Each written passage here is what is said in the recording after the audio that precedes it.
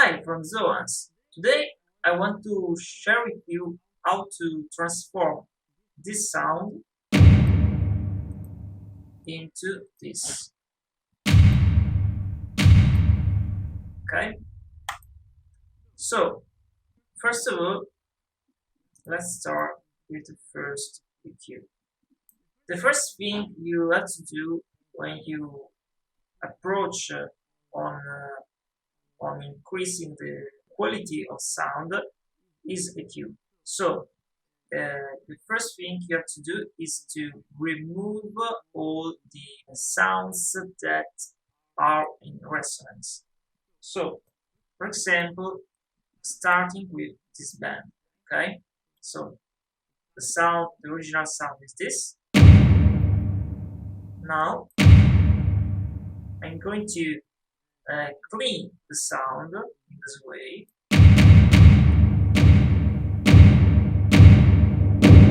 You can hear the ringing frequencies, especially when I increase the volume. Okay.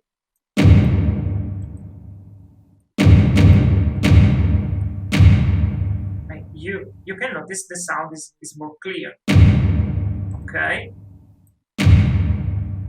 Then let's see the other frequencies.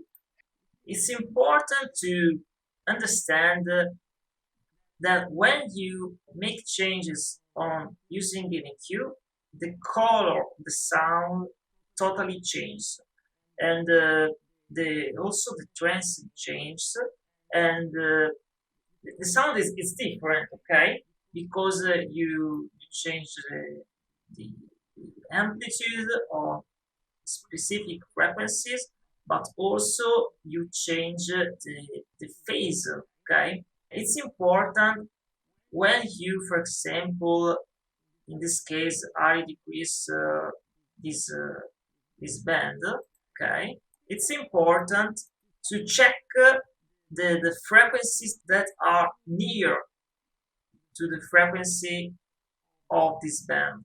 It's very important. And try different curves, try different bandwidth. You have to check exactly the frequency you want in the shape you need. Okay, it's very important because if you want a very professional sound, okay, so in this case you can see there is this little boost of 1.3 dB.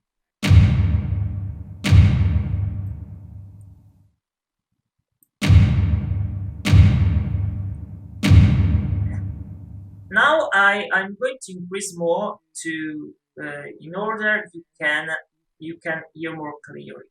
So this frequency allow me to give more transient, more punch to the sound. Okay, as you can hear.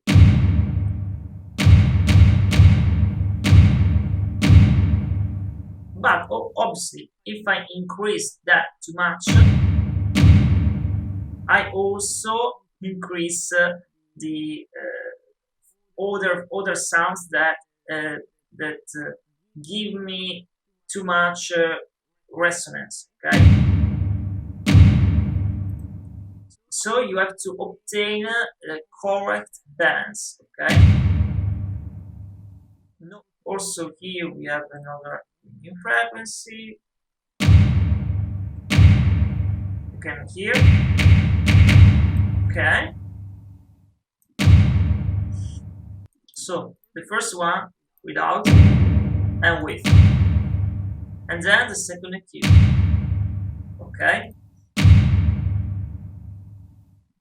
So you can also see here the same frequencies but with different curve.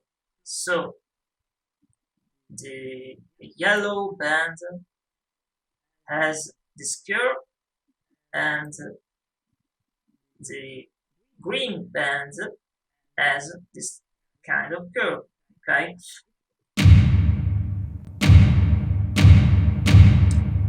Okay, in this way, I obtain a more clean sound, but with this one, I compensate the lack of transient when I use the yellow band this way. Okay, if you hear here, I have a more clean sound, but the sound here has less transient. So in this way, I'm going to recover the transient. So you can clearly hear when I activate the green band, I obtain more punch. Okay. Then let's move on fruity limiter. So there is a compressor. Okay. The first thing is the noise gate because this sound came from all version of FL Studio and has a problem. So pay attention.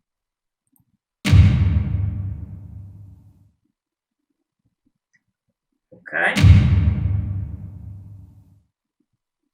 You can hear. I don't know if with through YouTube you can notice this, but if you notice the tail of the sound, you can hear a certain kind of noise that tails the sound, but there is not the sound with the correct tail. The tail is scattered out in with fruit limiter using the noise gate. Okay, I obtain I removed that kind of noise, and then obviously I put the reverb, but in this way, removing the false tail and adding reverb, I reverb the sound that I'm interested on. Okay, so this is very important. About fruit limiter, so there is a compressor here with these settings, and this kind of envelope bring this kind of sound. So listen, without and with. Okay, you can hear the difference. So okay, you can hear that there is a kind of rhythm that is the fruity limiter, the compressor that give this rhythmic to the sound due to the envelope of the compressor. Okay, and I obtain this cool sound with this kind of rhythm. Dun, dun, dun, dun, okay.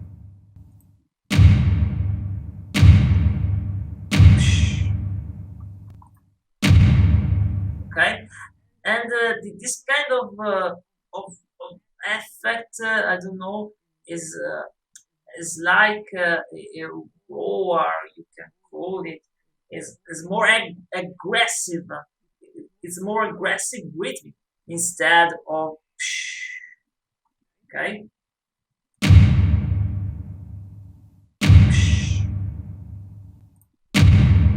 Okay, there is more tension, and then FabFilter Pro Air give this kind of sound.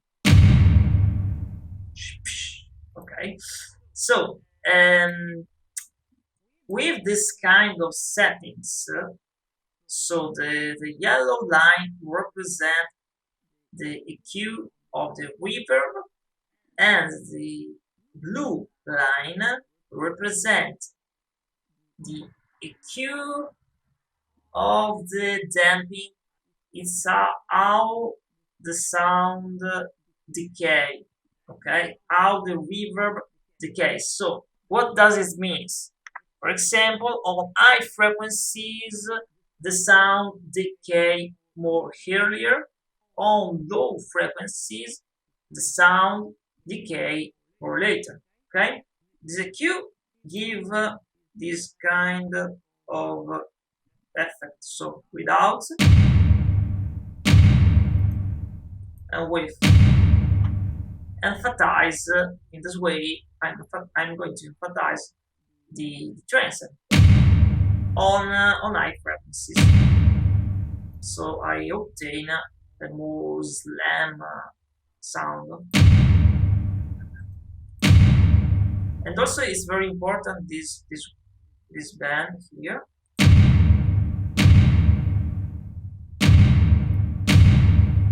okay, because on a side remove some resonance, okay,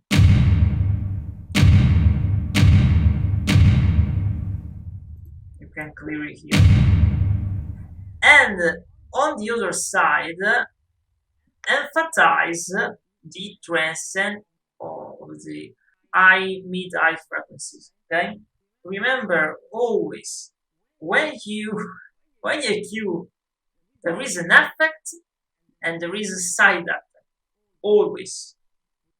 Then also this one give me more punch on the low frequencies. And about the blue line, so remember the yellow line is the EQ of the reverb, the blue line is the Q of the damping, okay. In this way, because the sound lack the tail of the sound lack on best frequencies, I'm going to increase the tail, the bass of the tail, okay. There is sound, bass sound on tail. So other things you can also do with this kind of sound is use, for example, a multiband compressor like Maximus, because you can control the compression on different bands. So, for example, you want a certain kind of rhythmic. So remember, when you use a compressor, when you use a compressor, you can add this kind of rhythmic to to to obtain this result. Okay, so sometimes it's useful, sometimes it's not. Depends on the on your needs, okay, and the needs of the track. So in this case, the track is Apocalypse Prelude, and this kind of tension here, it's very useful.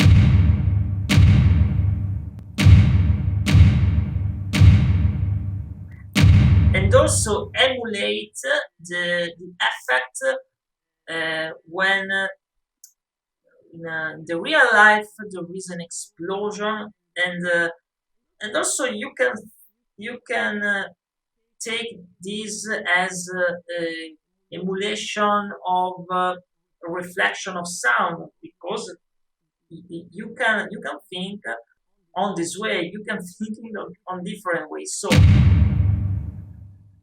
and what is important always remember is the final result.